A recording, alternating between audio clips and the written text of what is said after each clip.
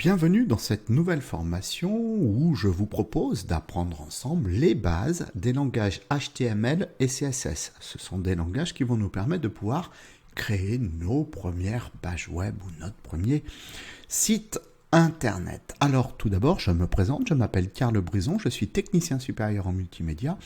Depuis le début des années 2000, je suis également auteur de livres informatiques aux éditions universitaires Ellipse. Qu'est-ce qu'on va avoir besoin? Donc on va prendre la base. Qu'est-ce qu'on va avoir besoin pour créer un site internet? Tout d'abord, il va nous falloir un IDE. C'est quoi? C'est un éditeur de code. Ça, c'est la première chose. Et la deuxième chose, il faudra qu'on puisse interpréter ce que nous, on va créer grâce au langage HTML et CSS.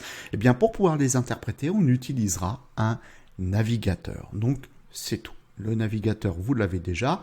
L'IDE, peut-être que vous ne l'avez pas. Justement, si vous n'en avez pas, je vais vous en proposer un. Alors, celui que je vais vous proposer, il s'appelle Visual Studio Code. Donc, pour le trouver, ouvrez un outil de recherche et vous tapez Visual Studio Code. Vous voyez, ça ressemble à ça, là, le petit logo, là, c'est ça, Visual Studio Code. C'est quoi? C'est un éditeur de code gratuit qui s'adapte à tous les OS, donc c'est-à-dire Windows, Mac, Linux, édité par Microsoft et dont aujourd'hui, vous voyez, développé par Microsoft, c'est marqué ici, et dont aujourd'hui tous les professionnels se servent de Visual Studio Code. Donc on va prendre déjà les bonnes habitudes et on va travailler avec le bon IDE. Donc là ici, rendez-vous sur le site. Donc ça va être quoi? Ça va être code.visualstudiocode.com, c'est lui. On voit son petit logo, etc. Et vous voyez que là, il va détecter automatiquement l'OS. Donc moi, je suis sous Windows. Il suffit de cliquer sur Download et on récupère l'exécutable. Si vous êtes sous Mac, ça sera écrit Download for Mac. Et sous Linux, Download for Linux.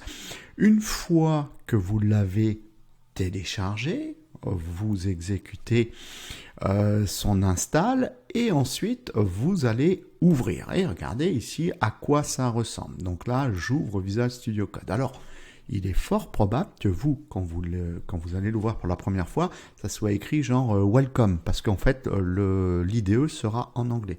Il n'y a pas de souci, je vais vous montrer comment on va faire pour le passer en français. Alors, il paraît très austère comme ça, mais à la vidéo suivante, on fera une petite prise en main rapide, histoire de voir un petit peu, faire le tour du propriétaire, histoire de se familiariser avec cet éditeur de code. Alors déjà, pour le passer en français, là ici, vous avez des petits carrés là, donc vous allez cliquer là-dessus. Et vous allez avoir ici des listes d'extensions. Nous, on va installer une extension qui va nous permettre de pouvoir traduire Visual Studio Code en français. Donc dans le petit champ de recherche qui est là, vous allez taper French Language, hormis s'il le propose tout de suite. French Language, c'est le premier qui me donne là ici. Microsoft, vous prenez bien celui-là, regardez, on va cliquer dessus. Et là, ici dans la fenêtre, il va nous proposer de l'installer. Alors moi, il est déjà installé, donc sinon je clique sur le bouton désinstaller, mais vous, ça sera écrit installer, vous cliquez dessus et automatiquement, votre éditeur de code va passer en français. Si ce n'est pas le cas, vous l'éteignez, vous le rallumez et il sera passé en français. Donc voilà, alors si je veux refermer ça, hop, voilà, j'ai juste à appuyer sur les petits carrés et ça referme le petit volet qu'on avait ici sur la gauche. Donc, ça, c'est la base et à la vidéo suivante, on regarde pour nous familiariser, prendre en main cet éditeur de code.